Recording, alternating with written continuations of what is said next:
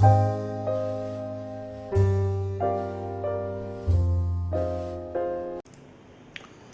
students, now we will discuss question number 1244 from the book 1234. This question is very simple, but there are a lot of parts in this question. We have two lenses L1 and L2, a prism in between them. Prism surface AC is such that it is partially reflecting light ray and partially refracting light ray. Surface AC is partially reflecting and partially refracting, and there is a source of light placed at some point here. You can read that it is at 20 centimeter distance from lens. This source is at 20 centimeter distance from the lens, and the focal length of lens is also 20 centimeter. So the source is at focal point of the lens. So after the source will produce light rays like this, and as it is at focal point of the lens will create a parallel beam of light ray. This parallel beam of light ray will strike the surface AB, which is perpendicular to principal axis of lens, and these light rays are perpendicular to surface. So this light ray will definitely go straight from the surface AB. There will be no refraction, no bending of this light ray, because these are normal to the surface. But on striking surface AC, which is at some angle, it is small angle 3.6 degree, these light rays are going to strike the surface AC of the prism like this, and surface AC of the prism is partially reflecting and partially refracting. So there will be a refracted beam of light ray and reflected beam of light ray. This reflected beam is again going to strike surface AC, surface AB of the prism, and there will be a light beam emerging from the surface AB.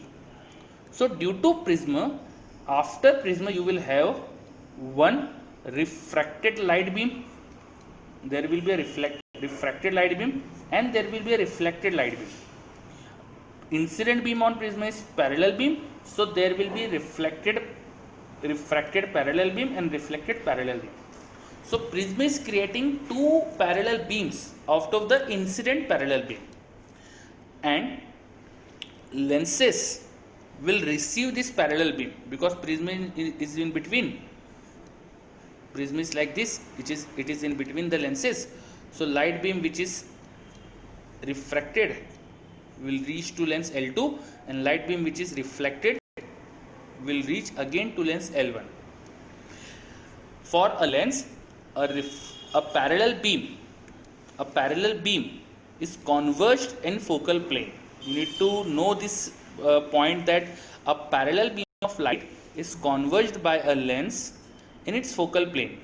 If there is a parallel beam of light ray striking the surface of lens, then this parallel beam is converged in focal plane of the lens, and the point of convergence is at some height, and this height is nothing but f theta, where f is the focal length of the lens and theta is the angle of beam with the principal axis. So final image created by this first lens L1, this light rays which are parallel to themselves but not parallel to principal axis, will converge in focal plane somewhere here at n position f into theta 1, where theta 1 will be angle of this light ray with the principal axis of lens. Similarly, if you know the angle of this parallel beam, refracted parallel beam theta 2 with the principal axis of lens, you can get a position of image here at position f theta 2.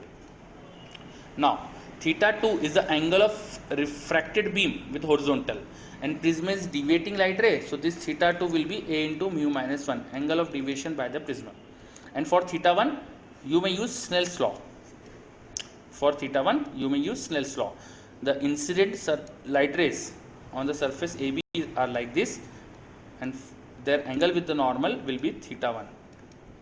For theta 1, you need to first know this angle of incidence. This angle of incidence will be same as this angle, which will be 2 times of angle of incidence on the surface AB, which will be 3.6. Okay, so by using Snell's law you can find out theta 1. You will use small angle approximation by converting angle into radians.